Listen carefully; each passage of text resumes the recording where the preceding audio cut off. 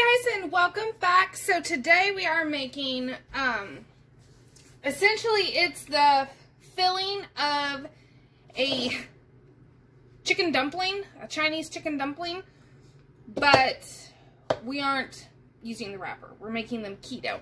So it's going to be fun, it's going to be delicious, and then it's also going to be made into a soup as leftovers. So I am making a big batch.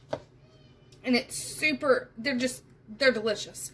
And you, of course, can use, let me show you.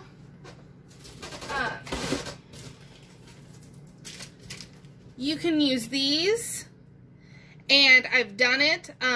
Fill these with about a tablespoon of the filling we're about to make. And then steam them or fry them. And they are phenomenal.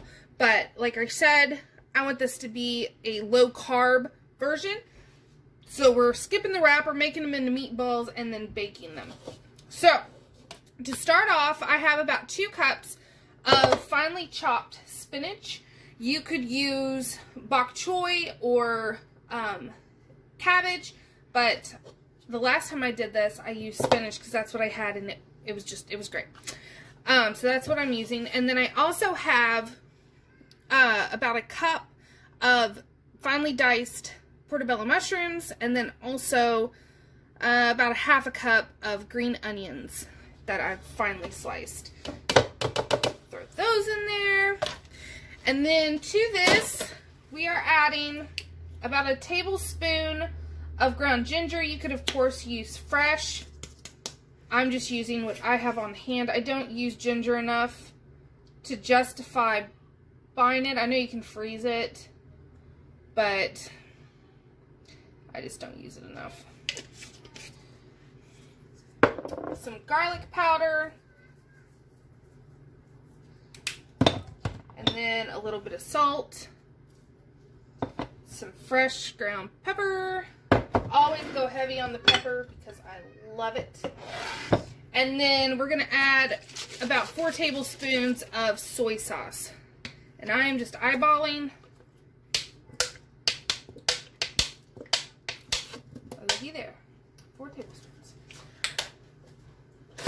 And then, last but not least, is your meat of choice. I am using some ground chicken. The last time I did this, it was ground turkey. And you can also use ground pork. Any will be good. I'm just doing the chicken because that is what I have, and I am actually using 2 pounds. Okay, so there's the 2 pounds, and then we're going to add 2 eggs.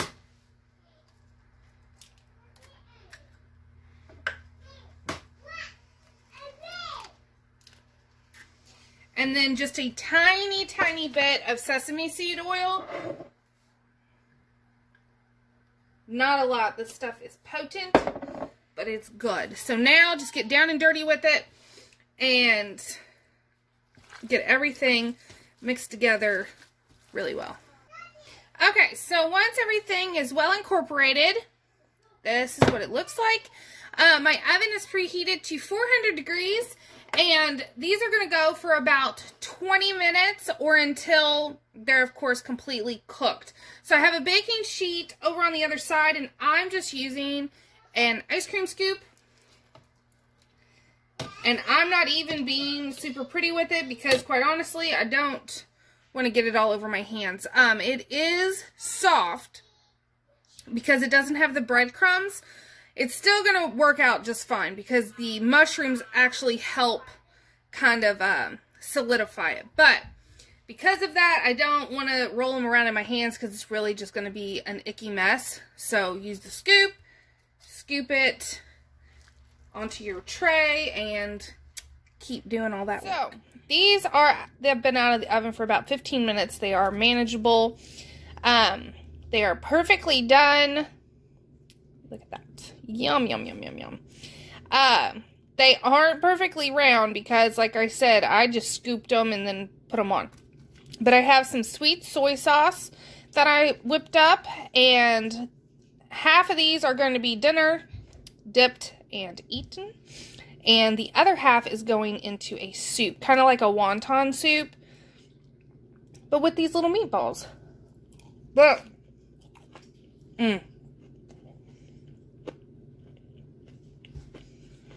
that's so good. They taste just like one of the little Chinese dumplings or pot stickers. I don't miss the breading at all. The little wrapper. Not at all. And these will freeze well. Like I said, they're going to go in a soup, which will, of course, because right now they're a little crispy. I did that on purpose because I didn't want to miss the crisp of a fried dumpling. But they're perfect. So I hope you enjoyed this video. I hope you try it out for yourself. And I will see you all next time. Thanks for watching.